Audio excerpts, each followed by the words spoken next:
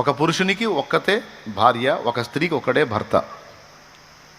కాబట్టి ఒక భర్తను కలిగి ఉన్నటువంటి స్త్రీ అద్దం ముందు నిలబడి ఆకర్షణీయంగా రెడీ అవుతున్నప్పుడు హృదయంలో కొంత చెడు ప్రవేశించే అవకాశం ఉంటుంది. ఒక స్త్రీ నాకు తెలుసు, భర్త రెడీగా అమ్మన్నాడు, మ్యారేజ్కి పోదాం రెడీగా అన్నాడు. స్పెషల్ బట్టలేం కట్టుకోవాలా, ఉన్నది ఉన్నట్టు రెడీ అయి బయలుదేరింది. భర్త అన్నాడు, మనం పెళ్ళికి పోతున్నాం, సావుకు కాదు అన్నాడు. పెళ్ళికే నేను కూడా రెడీ అయింది, పదా అంది. ఈ అవతారంతో చూస్తే అవతలాలు దడుచుకుంటారు, ఏంది సరైన చీర కట్టుకోలేదు, మంచిగా రెడీ కాలేదు, ముస్తాబ్ అవ్వలేదు కానీ అన్నాడు. భార్య అంది, ఎవడి కోసం రెడీ కావాలి అని.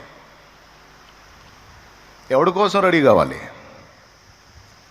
నా భర్తవు నువ్వు, నేను ఆకర్షించాల్సింది నీ కళ్ళని, నేను అందంగా కనపడాల్సింది నీకు. అర్థమైందా? అంతేగాని దారిని పోయే ప్రతి ఒక్కడికి కాదు.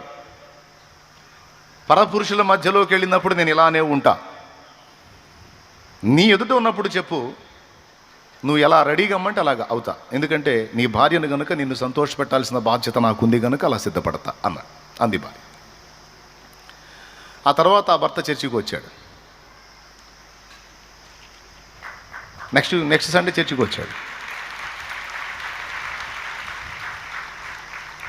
ఎందుకంటే అదొక పరిపూర్ణమైన మెట్టు.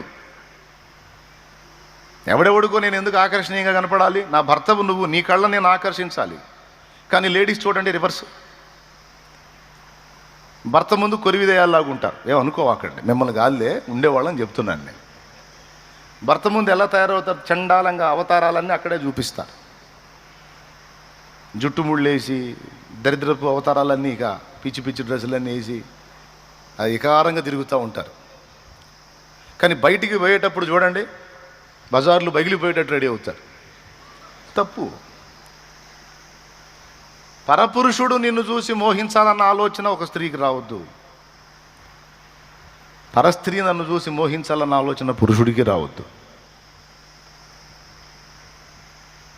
పురుషుడా, నీవు నీ భార్య విషయంలో, స్త్రీ నీవు నీ భర్త విషయంలో. ఏమైనా అర్థమైందని నేను చెప్పింది? కానీ స్త్రీలు చాలా వరకు రివర్స్. కాబట్టి ఆ అధికమైన అలంకరణ ఒకటి మనకి నిషేధించబడింది. అది నేను మీకు రిఫరెన్స్ చూపించాను. ప్రశ్నలు వస్తున్నాయి, చెబుతాలే. ప్రశ్నల కార్యక్రమం స్టార్ట్ అయిందంటే ఇంకొక దిగదు. ఈసారి ఇంకేదన్నా డౌట్ ఉంటే ఈసారి ఎదురుగానే చెప్తాను. ప్రస్తుతానికి ఈ విషయం చెప్తాను.